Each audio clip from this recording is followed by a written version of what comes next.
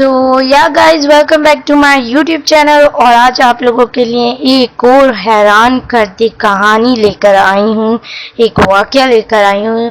और सबसे पहले तो आप लोगों का बहुत शुक्रिया इतने सारे प्यार के लिए। आप लोग इतने सारे ईमेल्स मुझे करते हैं, उसके लिए बहुत बहुत शुक्रिया। और अब तो मुल्तान से भी मुझे लोग स्टोरीज वाकये भेजना शुरू हो गए। मुल्तान से भी प्यार के लिए बहुत बहुत ज़्यादा शुक्रिया आप लोगों का। और आज की स्टोरी बेस भी मुल्तान पर ही है। माजिद ने मुझे स्टोरी भेजी है, तो आप लोग सुन के मुझे बताइए आप लोगों को कैसी लगी। सो स्टार्ट करते हैं। मेरा नाम माजिद है, मैं मुल्तान का रिहायशी हूँ। ये वाकया जब का है जब मेरी उम्र 18 बरस की थी। आधी रात का वक्त था जब मैं और मेरा भाई इबाद हम एक ही कमरे में अलग अलग चरपाइयों पर सो रहे थे। कमरे में नाइट बल्ब जल रहा था, जिसकी मध्यम रोशनी कमरे में फैली हुई थी। अचानक इबाद ने एक जोरदार चीख मारी और उठकर बैठ गए। उसके हल्क से निकलने वाली चीख की गूंज से मेरी आंख खुल गई। जब मैंने इबाद की तरफ देखा तो वो अजीब से अंदाज में लंबी लंबी सांस ले रहा था। उसको देखकर ये मालूम हो रहा था जैसे कि उसका दम घुट रहा हो और वो अपनी सांस बहाल करने की कोशिश कर रहा हो। मैं उससे पूछा, भाई क्या हुआ है? उसके हल से खरखराहट निकल रही थी और उसकी शक्ल पे अजीब सी बदरौनक आ गई थी। मैंने उसके कंधे को पकड़कर झंझोड़ना चाहा कि अचानक से इबाद ने मुझे जोरदार धक्का दिया। इबाद के इस रद्द अमल के लिए मैं बिल्कुल भी तैयार न था, इसलिए अब तवाज़ुन बरकरार न रख सका और लकड़ी की टेबल पर जा गिरा, जिसकी वजह से मेरे दाएं हाथ की हड्डी टूट गई। मेरे टेबल पर गिरते ही इबाद अचानक से चीखता हुआ बिस्तर पर गिर गया और तड़पने लगा। उसके हाथ पांव बहुत जोर जोर से हिल रहे थे, जैसे उसके जिस्म से रूह निकल रही हो। उसकी बुरी हालत देखकर मैं बहुत परेशान हो गया। मैं भागकर अम्मी अब्बू के कमरे में गया और जोर जोर से दरवाज़ा पीटने लगा। वालिद साहब भागकर बाहर आए और हैरत से और परेशानी के मिले जुले तासुरात उभरते हुए मुझे देख रहे। मैंने उनको सारी सूरत हाल बताई। अब्बू और अम्मी जब इबाद के पास आए तो इबाद चरपाई पर तड़प रहा था। अम्मी ने इबाद को गले से लगाया और पूछने लगी तो उसके हल्क से खरखराहट की आवाज़ सुनाई दे रही थी और उसकी आंखों ऊपर चढ़ी हुई थी और उसके हाथ पांव भी बहुत जोर जोर से थरथरा रहे थे।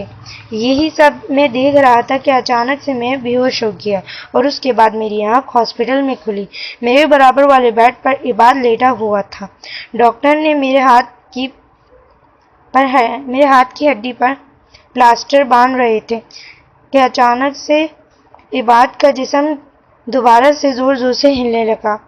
नर्स उसको सुकून का इंजेक्शन लगाने के लिए करीब आई रही थी कि इबाद ने करीबी टेबल पर रखा हुआ जग नर्स को फेंक कर मारा, पर वो बच गई और इबाद जोर जोर से चीखें मारने लगा। उसकी आवाज़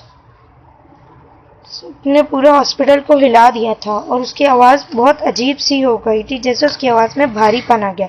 डॉक्टरों ने फौरन अस्पताल खाली करने का कह दिया था। उन्होंने मेरी ड्रिप ख़त्म होने का भी इंतज़ार न करा। इबाद इस हालत में ना था कि उसे किसी भी और जगह ले जा सके। हमने कुछ समझ नहीं आ रहा था और कुछ ही लम्हों बाद फजर की अजान हो गई। अजान होते ही इबाद का जिस्म बिल्कुल ठंडा हो गया और हमने इसी का फ़ायदा उठाते हुए इबाद को मस्जिद ले गए। जमात के बाद इमाम साहब को सारी बात बताई।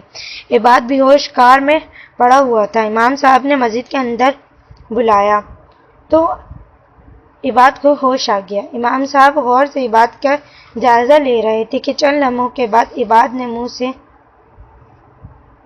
आवाज़ निकाली और वो आवाज़ बहुत ही अजीब थी।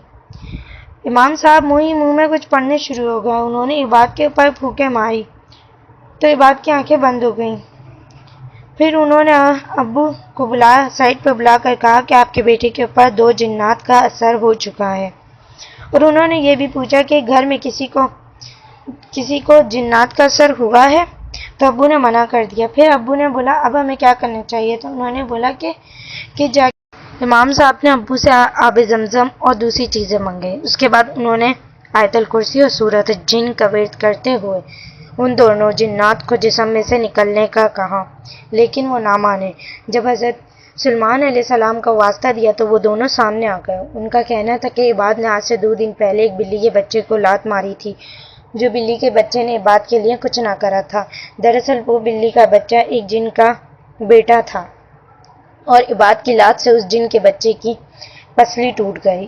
ان دونوں نے کہا اگر اس بچے کو کچھ ہوتا ہے تو عباد کو بھی ہوگا، یعنی جان کے بدلے جان، اور یہ کہہ کے وہ چلے گئے۔ اس کے بعد عباد کی حالت اور خراب ہو گئی۔ امام صاحب کی ہر ممکن کوشش کی لیکن وہ دونوں جسم چھوڑنے پہ تیار نہ ہوئے۔ اس کے بعد امام صاحب نے کچھ وظیفے بتائے اور کہا اس کا ورد کرو، ہو سکتا ہے وہ تمہارے بچے کو چھوڑ دیں۔ اور 2 دن کے بعد عباد کا انتقال ہو گیا اور آج تک میرے دائیں ہاتھ کی ہڈی ٹھیک نہیں ہوئی۔ یہ واقعہ ہمارے اپنے گھر میں پیش آیا تھا اور یہ ریئل اسٹوری ہے، یہ میرے بھائی عباد کے ساتھ ہوئی تھی۔